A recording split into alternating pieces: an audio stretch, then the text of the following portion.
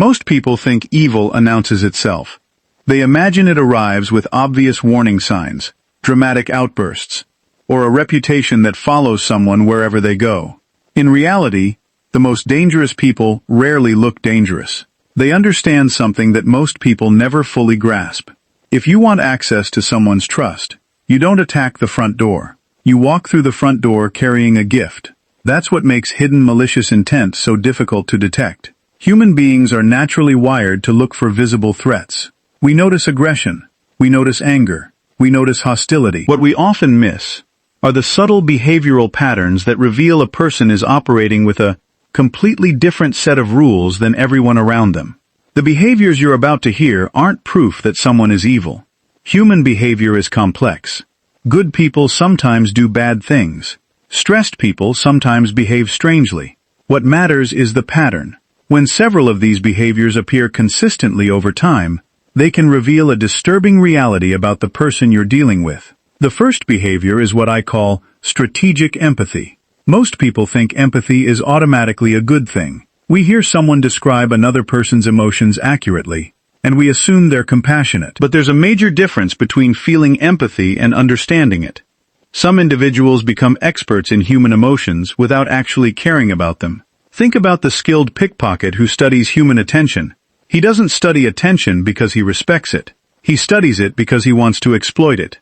Certain manipulative people study emotions the same way. They know exactly how to comfort you when you're upset. They know exactly which words will make you feel understood. They can identify your insecurities with frightening accuracy. They can predict your reactions before you even have them. At first, this feels amazing. You feel seen. You feel understood. You feel connected. But then something strange starts happening. The information you shared during vulnerable moments begins appearing in completely different situations. An insecurity you revealed during a private conversation somehow becomes a pressure point. During an argument, a fear you confessed months ago suddenly becomes a tool for influencing your decisions. A personal weakness you trusted them with starts shaping the way they negotiate with you. The person isn't expressing empathy because they care. They're collecting data.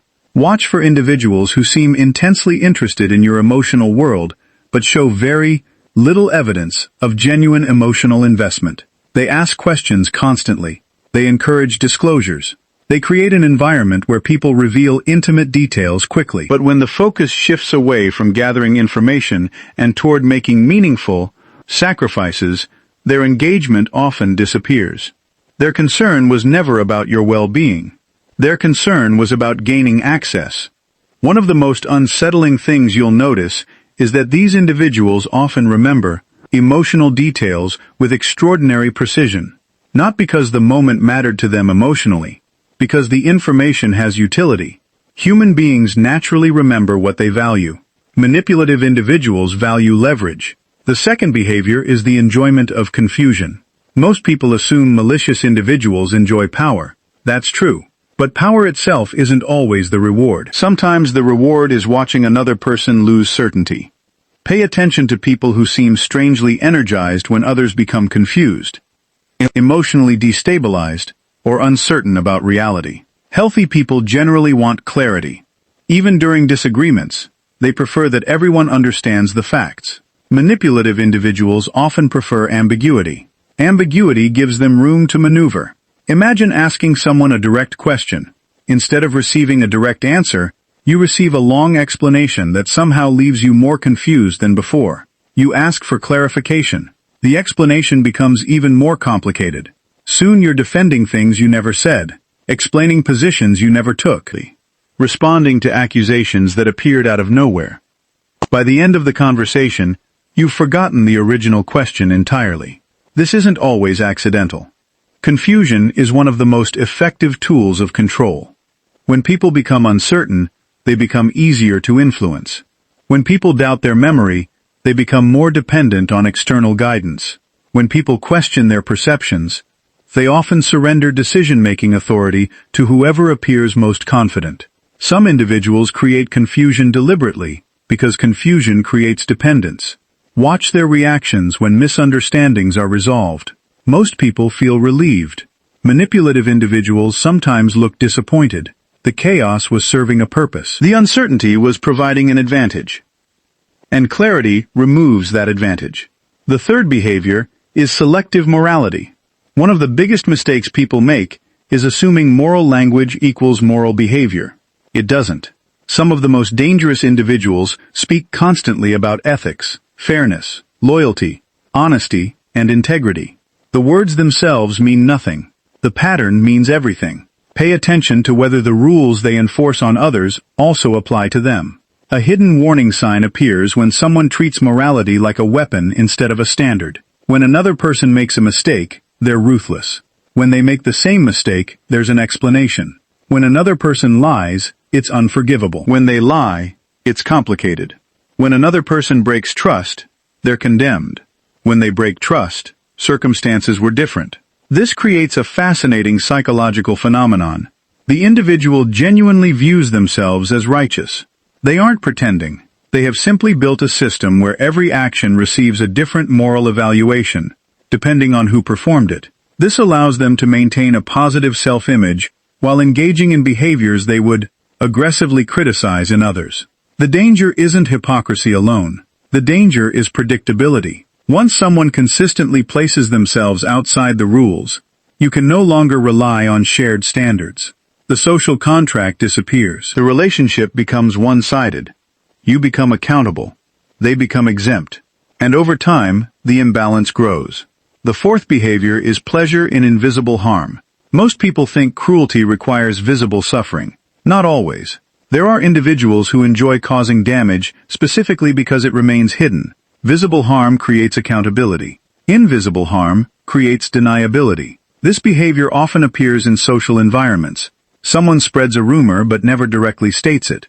Someone plants doubt but never makes an accusation. Someone damages a reputation through implication rather than evidence. Someone creates conflict between two people while appearing completely uninvolved. What's fascinating is that these individuals often gain satisfaction from observing the consequences. They may ask innocent questions. They may monitor developments closely. They may position themselves as concerned observers. But beneath the surface, they're watching a chain reaction they helped create. Human beings generally feel discomfort when they accidentally hurt others. Manipulative individuals often experience curiosity. They want to see what happens next.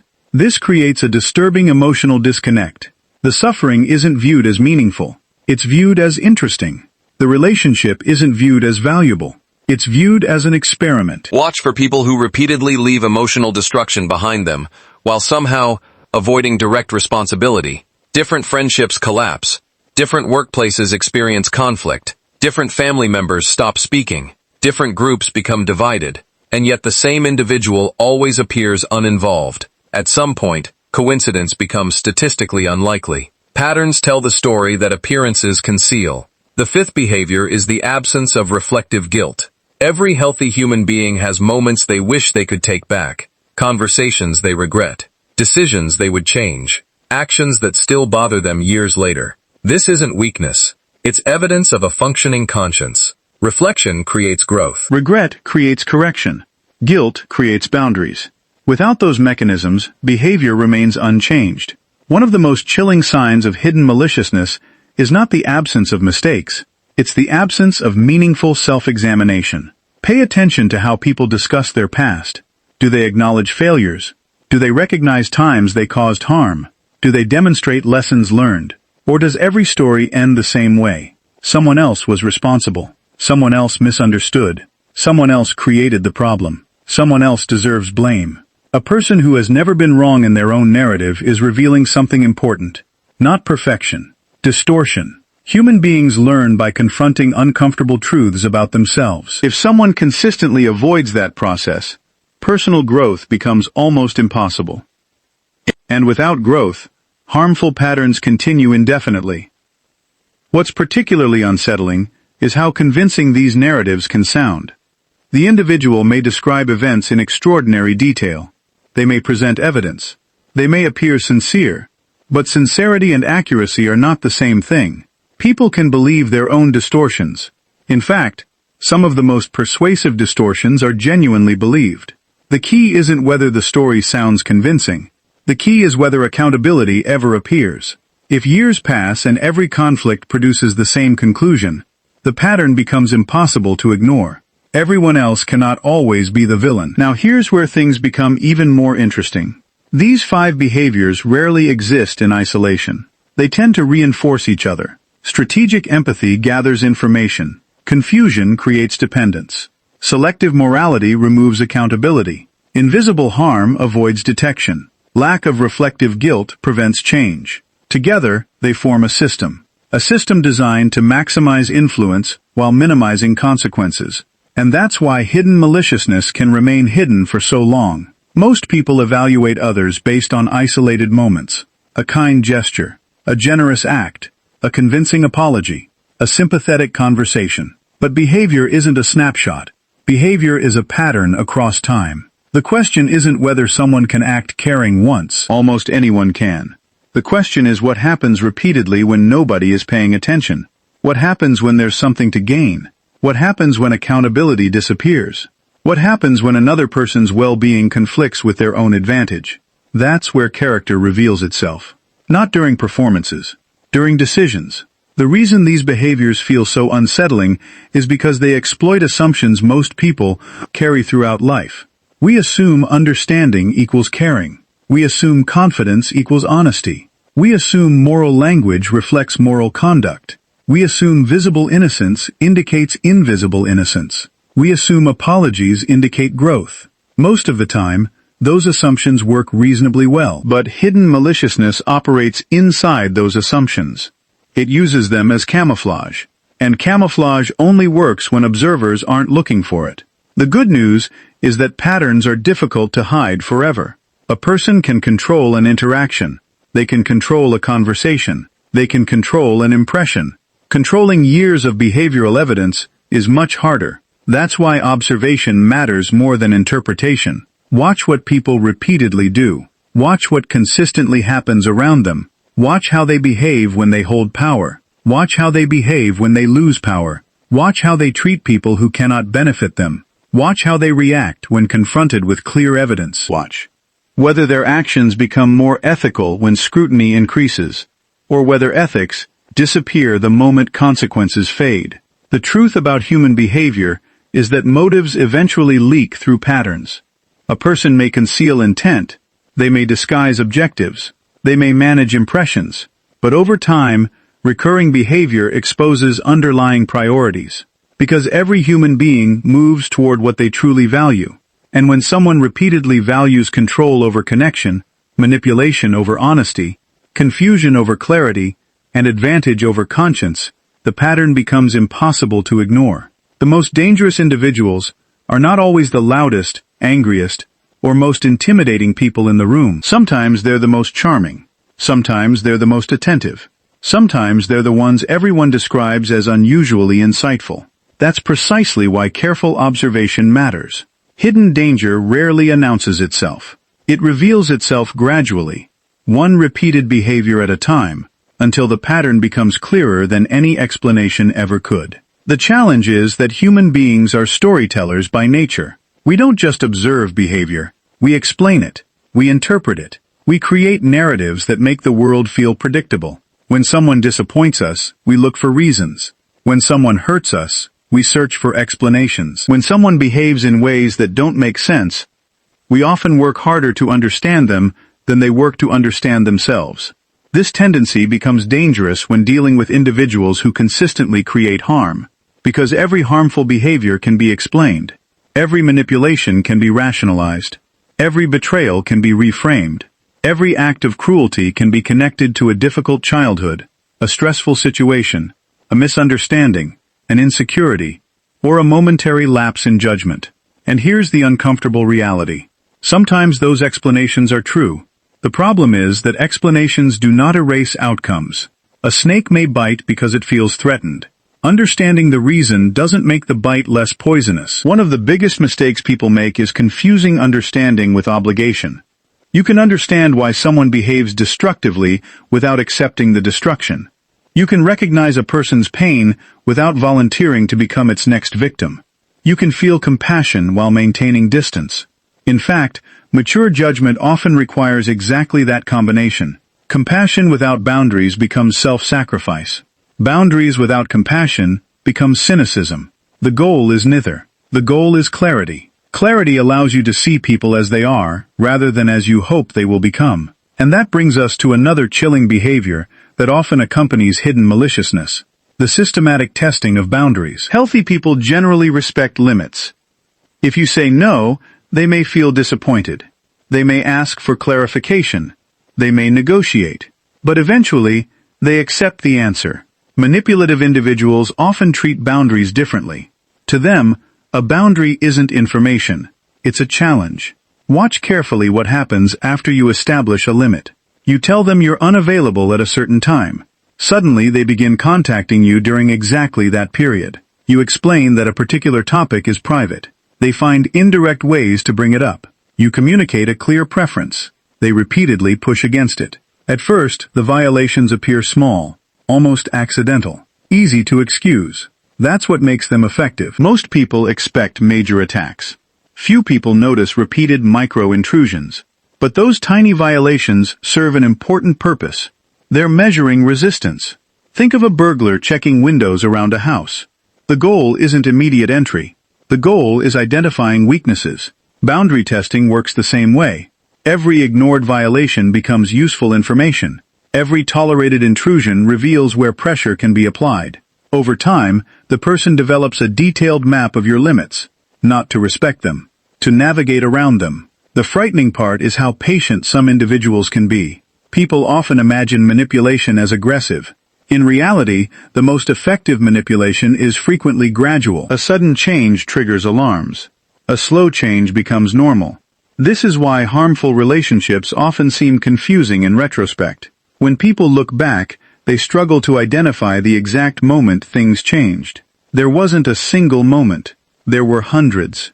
Hundreds of tiny adjustments. Hundreds of small compromises. Hundreds of minor violations. Each one seemed insignificant. Together, they transformed the relationship. Another behavior worth watching is selective vulnerability. We live in a culture that often treats vulnerability as proof of authenticity. Someone shares personal struggles. Someone reveals painful experiences. Someone discusses trauma, and we instinctively trust them more. Usually, that's reasonable. Genuine vulnerability creates connection.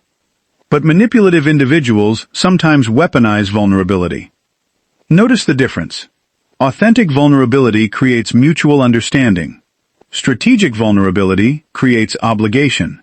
After listening to the person, you don't merely feel connected, you feel responsible. You feel guilty for questioning them.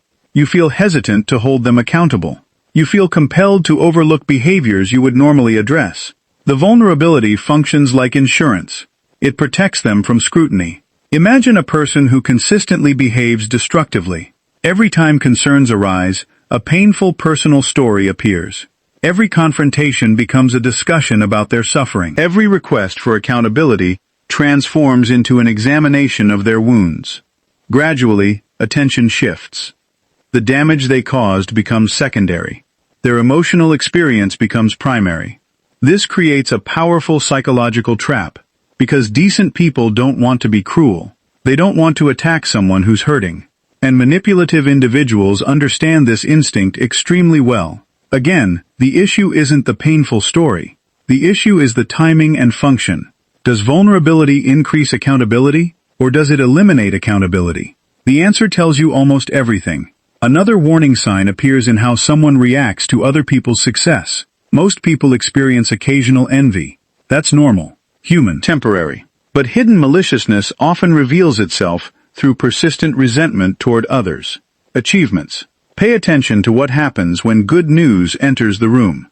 A promotion, a relationship, a personal breakthrough, a major accomplishment. Healthy individuals generally find ways to celebrate, even if they're struggling themselves. Even if they wish they had similar opportunities, there's usually some genuine effort to acknowledge another person's success. Manipulative individuals often react differently. Sometimes the reaction is subtle. The accomplishment gets minimized.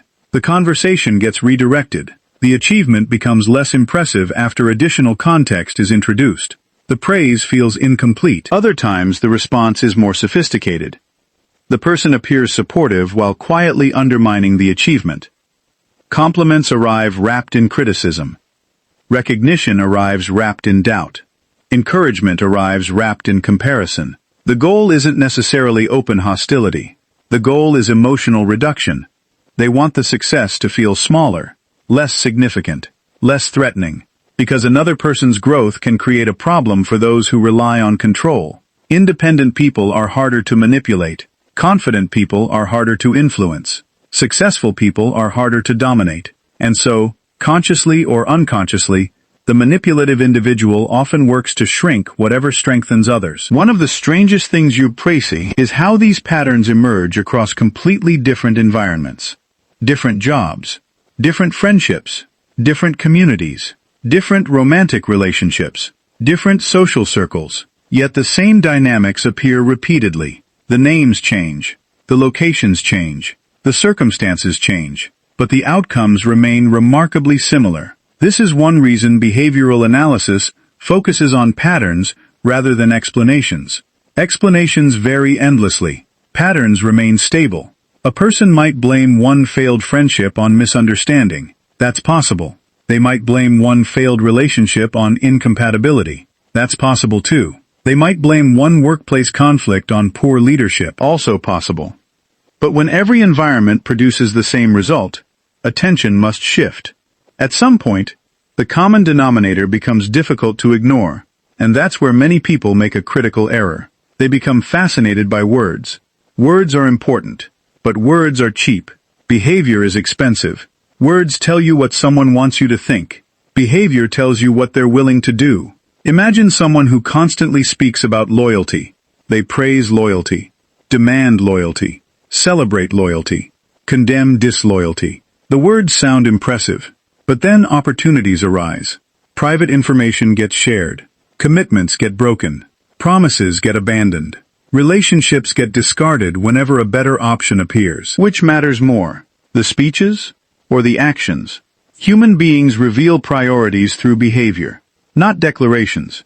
Not intentions. Not aspirations. Behavior. This becomes especially important when dealing with highly charismatic individuals. Charisma is often misunderstood. People assume charisma equals goodness. It doesn't. Charisma is influence. Nothing more, nothing less. Influence can serve noble purposes. Influence can also serve destructive ones. A talented surgeon and a talented con artist both possess skill. The existence of skill tells you nothing about character. The same principle applies to charisma. Some of the most dangerous people you'd encounter possess extraordinary social abilities. They read emotions quickly. They communicate persuasively. They create strong first impressions. They know how to establish rapport. They understand group dynamics. They can make complete strangers feel important within minutes. These abilities are impressive, but they're morally neutral. What matters is how they're used. A warning sign emerges when charm appears strongest during acquisition and weakest during maintenance. In other words, the person invests tremendous energy into winning people over, then dramatically less energy into treating them well. This pattern tells a story. The objective wasn't connection. The objective was access. Once access is secured, motivation changes. Think about salesmanship. The salesperson may work extremely hard before the purchase. After the purchase, the urgency disappears. Manipulative relationships often follow a similar structure. Attention peaks early. Investment peaks early. Interest peaks early. Then slowly declines once commitment is established. This can leave people feeling confused. They remember the extraordinary person from the beginning. They keep waiting for that version to return. Meanwhile, they're interacting with an entirely different reality. The discrepancy becomes psychologically powerful, because people tend to chase consistency. When someone shows us incredible kindness and later behaves poorly, we often assume the kindness was the real version. The cruelty feels temporary. The manipulation feels accidental. The selfishness feels out of character. But sometimes the opposite is true. Sometimes the initial presentation was the performance, and the later behavior is the revelation. This possibility is uncomfortable because it challenges a deeply held belief.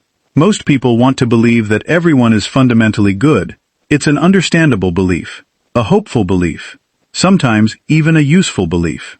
But hope becomes dangerous when it overrides observation. The goal isn't paranoia. The goal isn't suspicion. The goal isn't assuming the worst about everyone. The goal is recognizing that character is measured by consistent behavior under varying conditions. Anyone can appear generous when generosity is profitable. Anyone can appear kind when kindness is rewarded.